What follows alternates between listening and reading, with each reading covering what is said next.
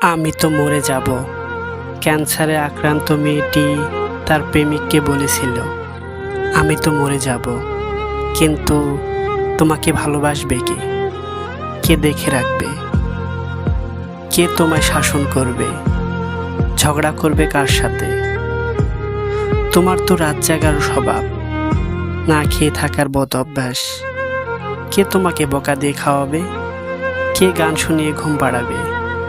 তুমি বরং একটা বিয়ে করে নাও আমার মৃত্যুর আগেই, প্লিজ। আমি অন্তত দেখে যেতে চাই তুমি ভালো থাকবে আমি না থাকলেও। ছেলেটি ফুপিয়ে ফুপিয়ে কেঁদে মেয়েটিকে বুকে জড়িয়ে ধরে বলেছিল, চুপ, একদম চুপ, তোমার কিচ্ছু হবে না। তুমি ছাড়া আমি আর কারো হতে পারি না, হবও না কোনো দিন। আমি তোমাকেই ভালোবাসি, তুমিই আমার পাগলি। তুমি মরবে না, মরতে পারো না, স্রষ্টা এমন করতে পারে না। মেয়েটির চোখ দিয়ে অশ্রু গড়িয়ে পড়তেছে, বুকের কষ্টগুলো ছাইচাপা আগুনের মতো ফুঁসে উঠেছে।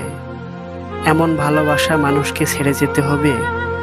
মেয়েটি বলল, জানো, আমার অন্ধকারে খুব ভয় লাগে, অথচ দেখো কদিন পর চিরস্থায়ী অন্ধকারে থাকতে হবে।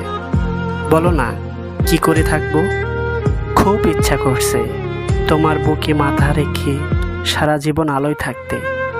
ছেলেটির চোখে মুখে অশ্রুজলে মাখামাখি, দুজন দুজনকে বুকের মাঝে জড়িয়ে কেঁদেই যাচ্ছে নীরবে।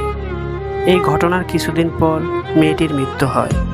ছেলেটি প্রতি রাতে মেয়েটির কবরের পাশে বসে থাকে, একের পর এক মোমবাতি জ্বালিয়ে মেয়েটির কবর আলোকিত করে।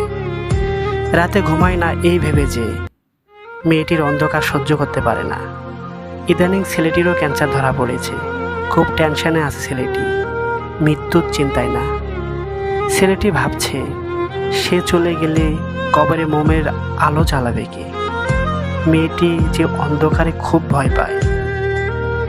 ভালো থাকুক পবিত্র ভালোবাসা, ও পারে হৃদয়ের বন্ধনে আন্তরিকতার টানে।